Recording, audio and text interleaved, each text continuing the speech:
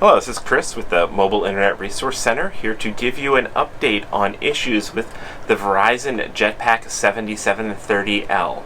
Now, to give you a little bit of an update, we had a story a month ago about problems with this hotspot. And this is the 7730L is Verizon's flagship mobile hotspot. It has been our top pick for over a year, and a lot of people relied on this for their connectivity.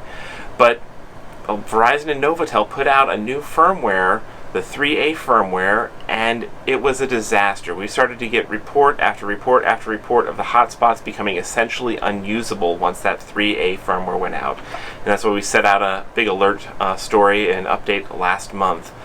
We said we were going to be following up with Novatel and trying to track down a fix, and well, it looks like they've got a fix out. So Novatel and Verizon have just released the 3.5 firmware update that fixes the problems with the 3A firmware update. And you can see what version you have by starting off at the home screen, go to Menu, and scroll down and say Software Update, and you will see here 3.5. If you have that, you have the fixed firmware that solves these constant reboot problems, disconnect problems, tethering issues, for the most part.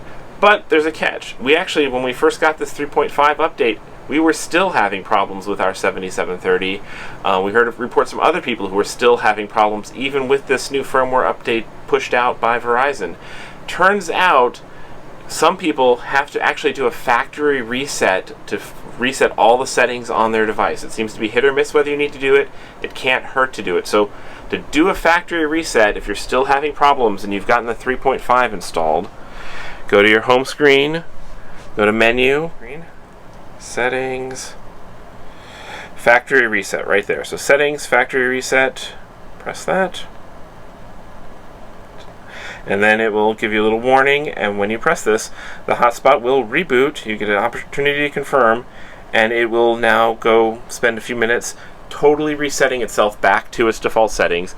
And we have found that after doing this, our 7730 has been back to being reliable.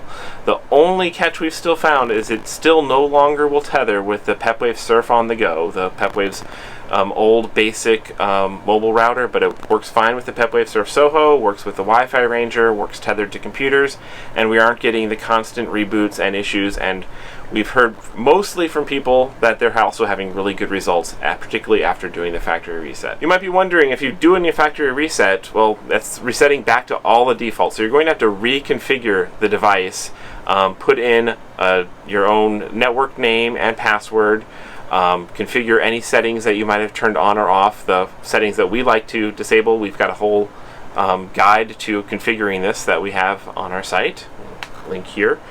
And some of the settings we most like to have set is to have the device not fall asleep, so it's always ready to go 24/7, and then also to have it be always in tethering mode, because otherwise when you plug in to tether, it will ask you on the screen, do you want to charge or tether and disable Wi-Fi. It's nice to have that have a default choice, and not have to sit there and prompt you every time the device reboots. So if you have a 7730, it's been unreliable for you, if you threw it away and put it in a drawer and switched to your backup device, it's probably safe to pull this out again. Make sure you got the 3.5 firmware update, do the factory reset, and hopefully we are good to go. There's the update.